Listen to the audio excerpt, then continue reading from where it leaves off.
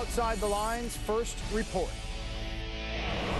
I've been told that to get to heaven, you have to go through hell. It's called the silent killer, a disease forming deep within the recesses of the mind. Depression shows no bias. It can affect absolutely anyone.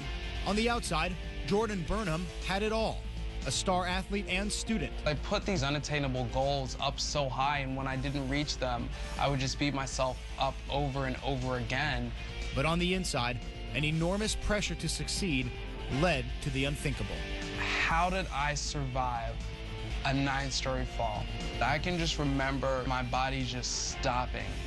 An ongoing battle for many, a second chance for one young man. Look at what you have done with your life before this and what you're going to do after this. The unbreakable spirit of Jordan Burnham, next on Outside the Lines.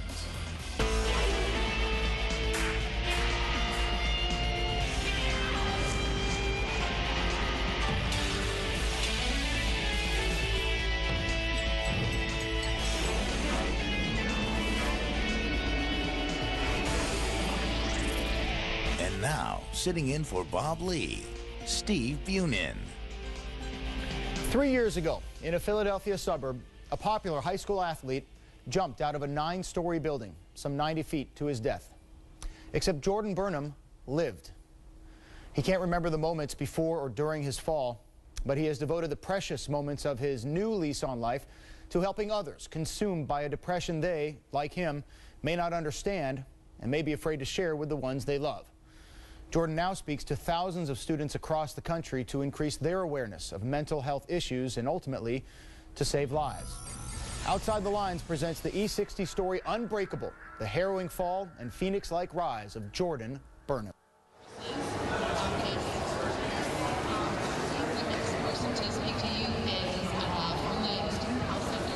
Basically to make sure that you know where we are, what we do, who we are, and how we can help you. Just like the counseling center. I've been told that to get to heaven, you have to go through hell. Some of the worst moments in your life will, in turn, make some of the best moments in your life. Please welcome Jordan Burnham. I am 21 years old. All right, University of Miami. Hello. Guys, I can't tell you, I'm so excited to be here. I also tried to take my own life. So it's my job to go around the country to speak to kids in middle schools, high schools, colleges on my story. So growing up, I had my mom and dad who both worked in school districts, and my sister who's 5 years older than me. Going through elementary school and into middle school, I actually was able to gain friends that I could trust, and I felt comfortable in the environment that I was now in. I fit in, and it felt like I was in one big family. I went to high school at Upper Marion High School in King of Prussia, and I started my high school career in 2004. My dad being an athletic director, I got exposed to so many sports, and baseball was just something that struck me. Go JB! Go JB! My son's high school experience had to be utopia. He had girlfriends, he was playing sports, he was doing well with it, getting most valuable player awards. He was really good, actually, at a lot of sports, so not just one. I mean, he was great with basketball, with baseball. Golf, he's really good at golf. The pressures on high school athletes is enormous in a lot of ways. I didn't want him to feel that play sports because I'm in sports. I felt as though when it came to playing past high school, I put a lot of pressure on myself to try and make it out of high school. Especially being an African-American, and a lot of times the only African-American either on the baseball team or on the golf team, I felt like I always had to be the best at my sport. Because I put these unattainable goals up so high, and when I didn't reach them, I would just beat myself up over and over again. Going into 9th grade, I was voted class president, which is something I should have been proud of, should have been happy about, but at the same time, I was going to that school with fake smiles, with fake laughs, with a mask on my face. 9th grade was also the first time I started to see my grades slip, and I couldn't figure out why. It's really hard at that point in high school to try to work, you know, with your son or daughter at that age. He was more irritable. The driving test, of course, that situation really brought it out fully. 10th grade comes around, and I was going to take my driver's test. I get there, do the blinkers, get to the stop sign, stop, go to parallel park, hit the curb 5 times and fail. I snapped. I bottled up all of these emotions that I had before this, and I snapped at the driver instructor and at my dad. Screams, yells, curses at me. I'm like, excuse me? Never had that kind of confrontational situation with him, or even seen him that angry. I had thoughts of, yes, maybe I should just take my car over a cliff, or maybe I should just try and take my own life because there's no point in being here anymore. I was diagnosed with depression when I was in 10th grade. 1 out of 5 kids before they turn 18 will experience an episode of depression. And one thing that we have seen pretty consistently is that there's a decreased serotonin levels within the brains of people who are depressed. And that basically impairs their ability to function. It was like all of a sudden, you know, you had the answer to why he was sleeping so much and, you know, why he was having trouble focusing. I thought it was like a cold. The more you take the medicine, the more you rest and get something to drink, some orange juice, you're going to get better. One of the biggest symptoms that I know personally I saw myself was the loss of interest in things that usually make yourself really happy. When I would go golfing and I wasn't happy about it, that's when I knew there was something really wrong. But you just don't want to talk about it. In the beginning of my senior year, I was nominated to play for the individual playoffs in golf, which should have been exciting to me, but it's still just numb to me. It seemed like he was going to be our star player that year as a senior year, and expected him to be the person that would probably be making it to our suburban tournament. So I remember my dad picking me up after I play this great round, after I'm so excited, and he looks tired. And I asked him what was wrong, and he says nothing. I'm just tired. And I just remember my mom sitting on the couch looking like she's about to cry. That's when my dad walked in with a duffel bag full of alcohol. When he dropped that bag, my heart dropped with it. Because here I am, their son, the person that should be making them the happiest, the proudest, and all I do is disappoint them. Jordan, is this yours? It's mine. And he's just very upset and going, I'm just no good. I'm just no good, you know, I'm not a good son. After that, I walked into my bedroom. I locked the door like I usually did when I was upset or mad at myself or my parents and didn't want to talk to anyone. But this time, I barricaded my door with my chair. And I started banging on his door, calling him and saying, Jordan, come on, you know, I'm depressed about this too. And I was trying to talk to him, and he just like, I know he said no, Mom. And that's the last memory I have.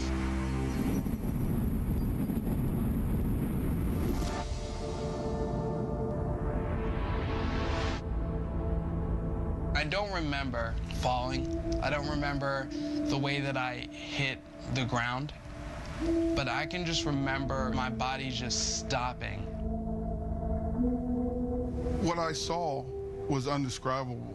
To see him laying there half unconscious, he's not going to make it.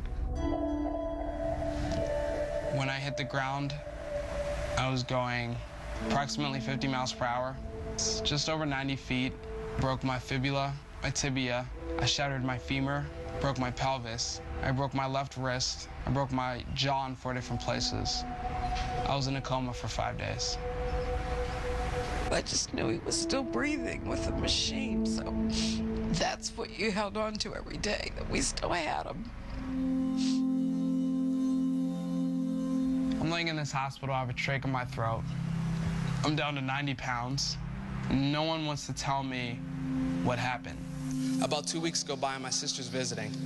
To this day, my sister and I remain best friends, so I knew if there was one person that was going to tell me what happened, it would be my sister. saw each other and said hi and whatnot, he said, he mouthed to me because he couldn't speak. He mouthed, what happened? And she said, you went out your window. And then he looked at me and asked, did someone push me? Who pushed me? I looked at him and said, you know, you were by yourself. Suicide attempt.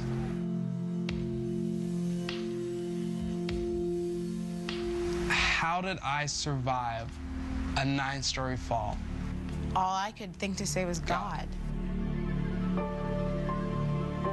There were so many things with his body that needed to heal, and little by little, he just kept setting goals for himself. I was in a hospital for 5 months, and they were there every single day. I remember the first time he had a walker, and they said, just go 10 feet.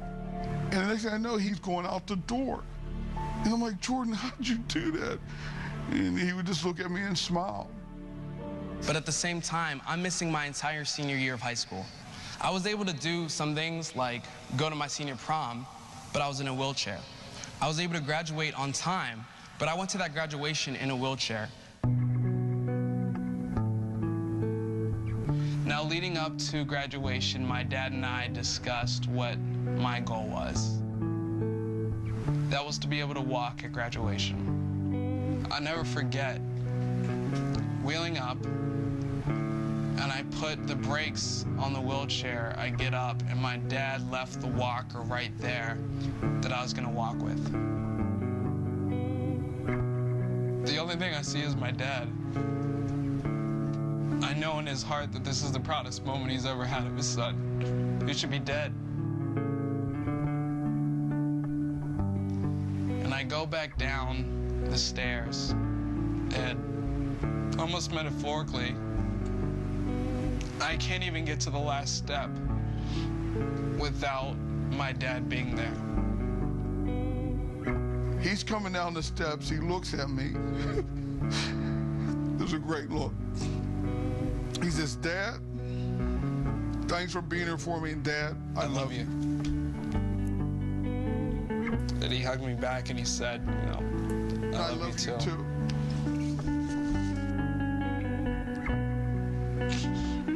And I think in a lot of ways that was almost him saying, I'll never let you fall again. Depression shows no bias. It can affect absolutely anyone. They can be the star athlete, they can be popular, they can appear to have it all, but it's more about what's going on the inside. And Jordan wore that mask. When I was laying in the hospital bed, what I was hoping is that it would make it okay and even cool for young adults to talk about whatever they're going through and feel confident in doing so. Thank you, University of Miami. You guys have been so great. I really appreciate it.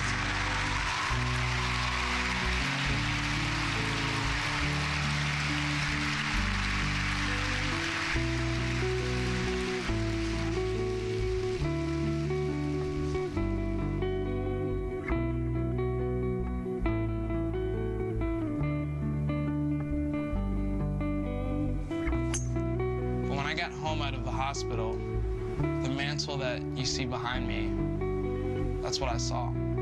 I saw my accomplishments that my dad put there to remind me, we're proud of you no matter what.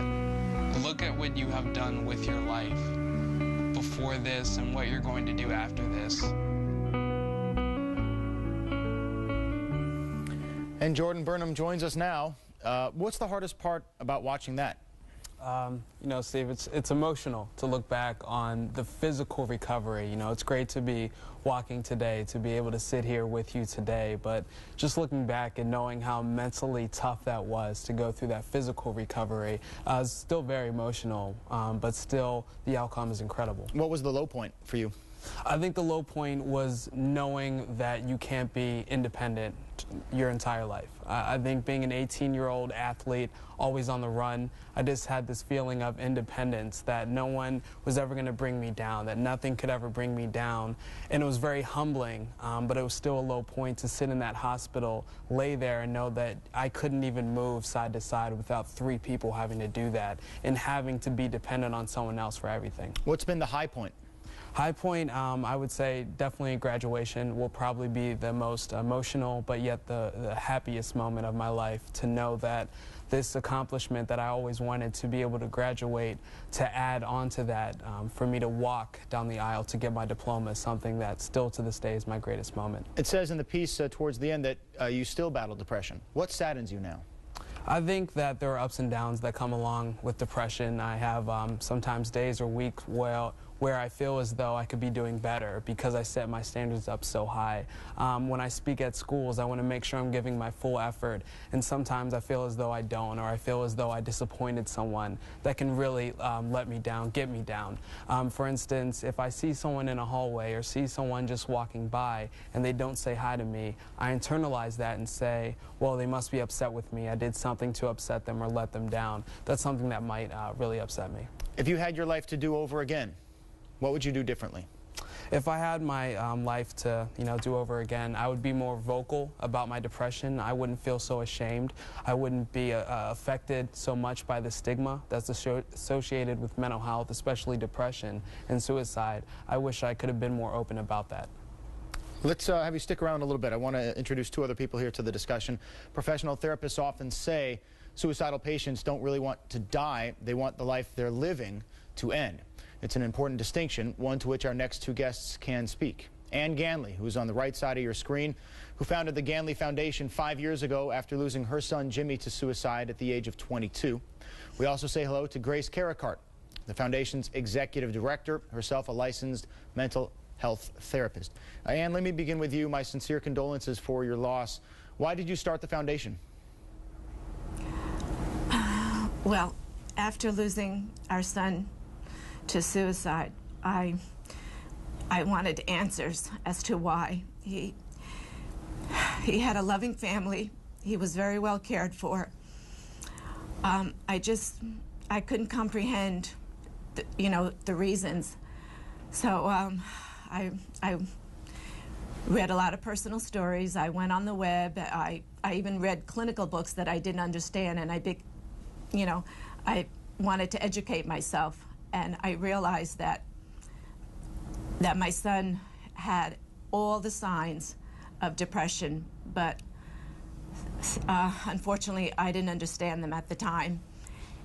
There were so many times, well, several instances where he would make references to hurting himself.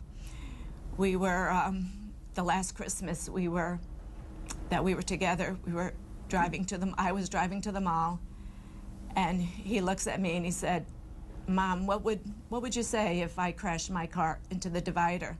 And I looked at him, I said, "Jim, why would you want to do that?" He's like, "Oh, I don't know, I'm just kidding. I don't mean it." And another time, previous to that, like a year or two earlier, we were renting a condo in Fort Lauderdale, and he threatened to jump off the 17-story balcony. And again, I asked him, "Well, why would you want to hurt yourself like that, Jim?" And again, he would just say, "Oh, I'm kidding." But I see now, he lost sight of his goals. At the time, though, I didn't understand depression for the illness that it is. I didn't know that it could lead to suicidal thoughts, and I never knew that depression could hit a young person who looked from the outside like he had everything to live for. He had friends, he had a loving family. We financially were able to take care of everything that he needed and wanted. So I just didn't know the signs. So afterwards, when I began to feel extremely guilty and then angered by the statistics showing that young people were dying by the thousands yearly, but yet I wanted to know, why didn't I know this? Why wasn't I aware? And I wanted parents to know. Grace, what do parents need to learn from stories like this? Parents need to know that suicide is the second leading cause of death for our college students and the third leading cause of death for our high schoolers. It's very prevalent. It's pervasive throughout our society. And so what we at the Ganley Foundation try to do is to help educate parents, youth, and professionals through our community presentations, as well as a 50-minute teacher's guide curriculum, which also features Jordan. And we want parents to know that mental health illnesses can be life-threatening, just like a physical illness can be. And to talk to your children and to look for those warning signs. If you're concerned, get help of a professional. Kids can always just get more support. Jordan, what does public speaking do for you? Public speaking is something that I know helps me emotionally and also mentally. It's very therapeutic to tell my story, but also know that that story is making a difference in everyone's life that's in that audience, whether they're dealing with a mental health issue themselves or know someone who is. That's what I hope to do. And what role can sports play, positive or negative? I think sports play a huge role with athletes as far as mental health is concerned, because sometimes you need those coping mechanisms that are healthy, and playing sports is a great way to do that. But on the negative side, if players don't play well, if they feel like they're doing a bad job, or they feel as though there's a lot of pressure on them, that can lead in a negative way, especially if they're not don't vocalize that or don't talk about it. Well, it's quite a courageous thing you're doing with your life. And Ann, as you see someone like Jordan speaking publicly, what do you take from that? Well, I am thankful that he has the courage to, come out and talk about depression. I see him as the face of depression, as opposed to what most of us, have seen extreme cases of, the news tends to sensationalize it sometimes, or, the media. But yeah, we don't think of depression as just an everyday person like a Jordan, who's likable and good looking and great athlete.